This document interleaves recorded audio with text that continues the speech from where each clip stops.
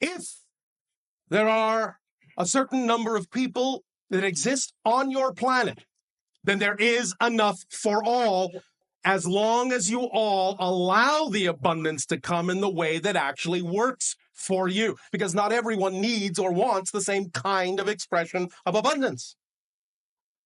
So the idea is, if you all allow synchronicity to show you what your kind of abundance may be at any given moment, and this doesn't mean you can't have this kind then and this kind now and another kind later on. It can change around, but it will change around in such a manner that it will change around in harmony with everyone else's change around. So that if suddenly someone needs this and you need that, and then later you need this and they need that, it will change in perfect harmony, in perfect synchronicity.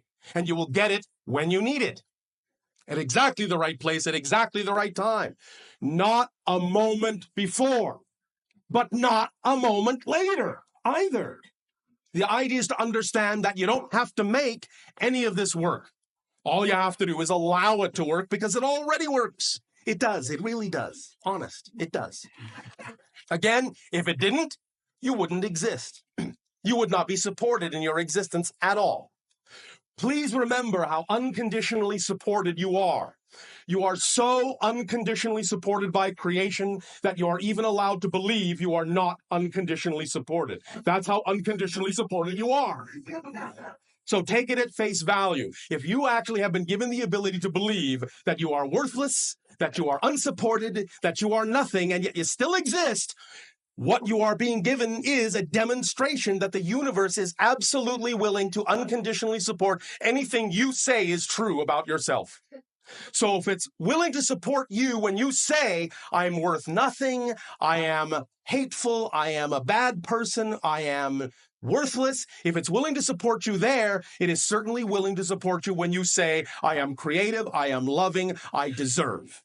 There is absolutely no difference in the eyes of creation, no contradiction whatsoever. And when you decide which one is true for you, there is nothing in existence that will contradict you. It will simply reflect whatever you have said is true about you at that moment. Because that's what it means to be made in the image of creation. That you decide, you have your free will to decide who and what you are, and that reflection is given to you through your passion, your joy, your love, your excitement. It's as simple as that if you want it to be. Of course, if you enjoy complication, by all means, please do so. Because I don't want to take away your fun.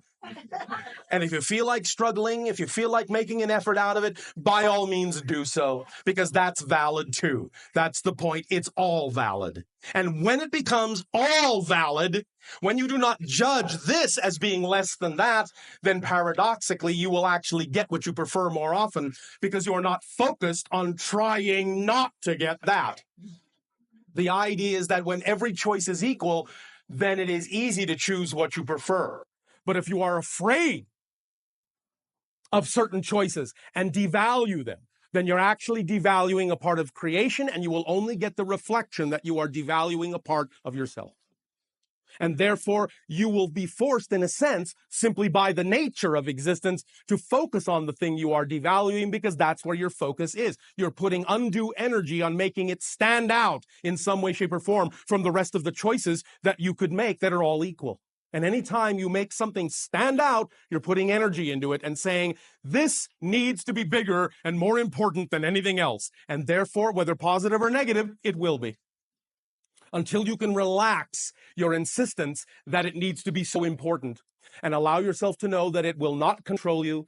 It will simply respond to you in whatever way, shape, or form you start choosing to respond to the idea of yourself.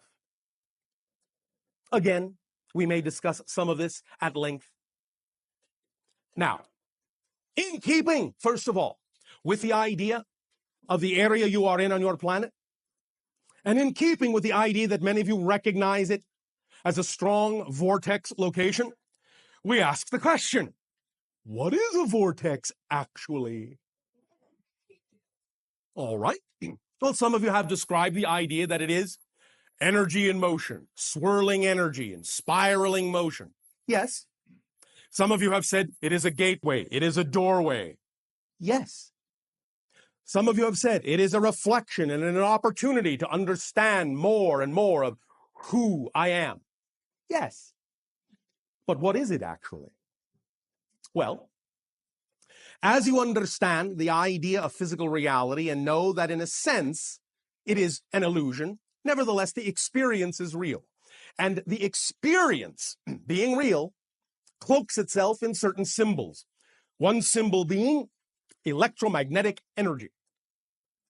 Now, this electromagnetic energy is the first level of physicalization from higher non-physical frequencies of consciousness.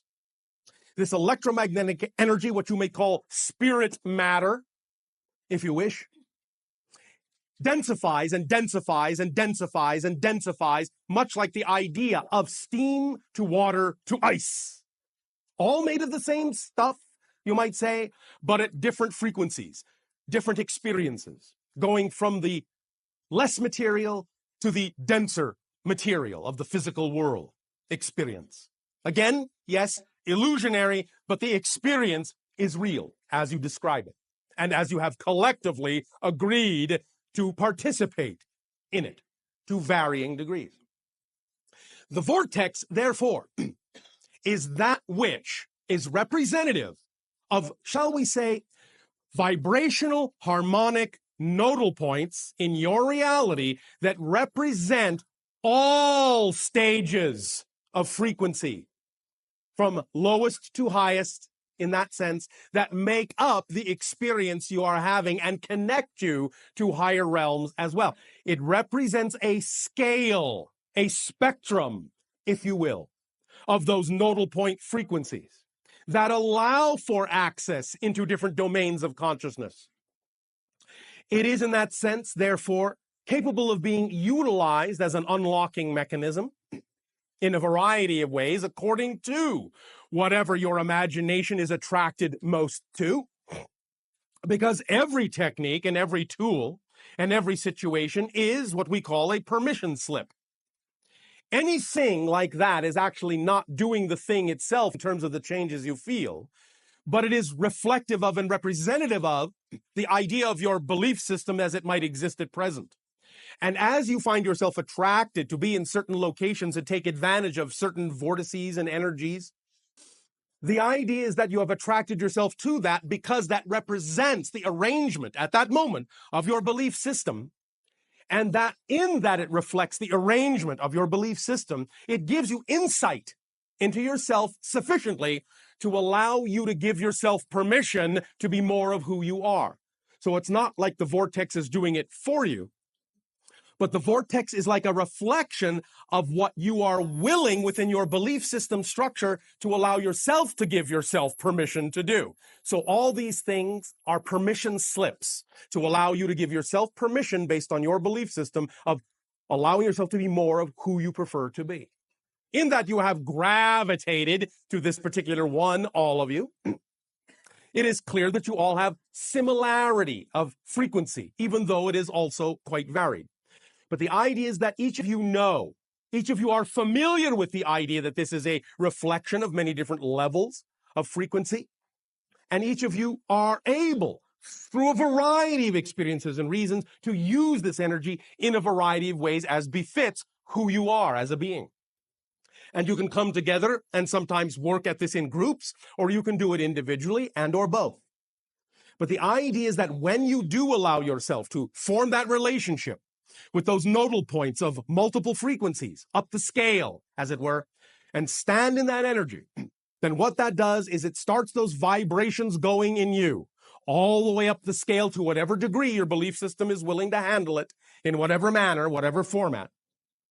And by unlocking those things in that way, it will allow the belief systems that are within you that are out of alignment to be brought to the forefront and dealt with and integrated, and allow them to be transformed into belief systems that are within alignment to the joy, creative love, and excitement that represents your true, natural, vibrational self. So take advantage of it in whatever way, shape, or form you so desire, but understand that as you stand in a vortex, you are the vortex yourself. And the vortex around you is, in a sense, a projection of the vortex you are, of the nodal point you are, of the multidimensional being you each are. But you are doing that in a way where you can experience it as a larger outer reflection that shows you, in a sense, how big you are. The vortex is you. It's a reflection of the true being, or shall we say, a truer representation of the fuller being that you are. So understand that when you stand in a vortex, what you're doing is you're forming a relationship to your greater self. You are opening up and saying, I am willing to have a relationship with my higher self. I am willing to form this connection. I am willing to be more of who I am. And that is a profound commitment. It is a profound relationship, and it creates profound results in your life if you are willing to allow it to do so. It is a bold move, and we congratulate you for making a bold move to be willing to see and experience and be more of yourself. And we thank you for allowing us to participate in your willingness to do so and explore more of who you are. To us, this is a great gift that we thank you for, because through you, we then get to see that many more ways that creation has of expressing itself within the creation that it is. So, thank you for being multidimensional facets of the multidimensional crystal of all that is.